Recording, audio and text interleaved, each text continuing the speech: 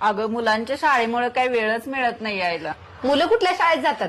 International school 70,000 रुपये fee आहे. आम्ही तर ते निम सरकारी शाळेतच घालून टाकले. का? भाऊजी तर चांगलं कमवतात की. मुलांचं शिक्षण खूप महत्वाचं आहे. नाही, शिक्षण महत्वाचंच आहे, पण त्यासाठी ढीगभर फी भरून महागड्या शाळेतच घालायला पाहिजे असं काही नाही ना. आम्ही ब्रँडेड शाळेत घालू पण शकलो असतो, पण त्यासाठी आम्हाला कोणतरी कर्ज काढायला लागलं असतं, नाही मन मारायला लागलं असतं. ते पण आम्ही केलं असतं.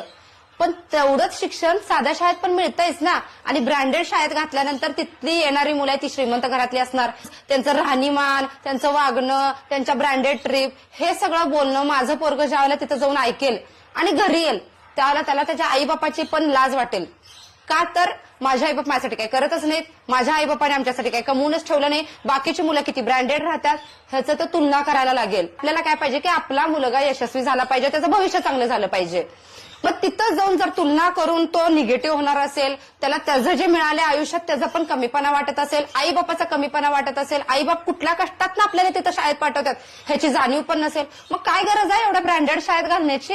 साध्या शाळेत घातल्यामुळे पैसे पण वाचतात, उरलेले जे पैसे असतात की नाही ते कुठं तर त्याला तबला आवडतंय, कुठे क्रिकेट आवडतंय, त्याचे क्लास लावल्यात. हाय ते पैसे साठवून नाही पोरगं शिकलं तर त्याचा उद्या त्याला धंदा काढून देतो की. माझ्या मैत्रिणीनं तिच्या मुलाला घातलं ग इंटरनॅशनल स्कूलला. तिचं बघूनच मी माझ्या नवऱ्याचं डोकं खाल्लं आणि घातलं त्या महागड्या शाळेत.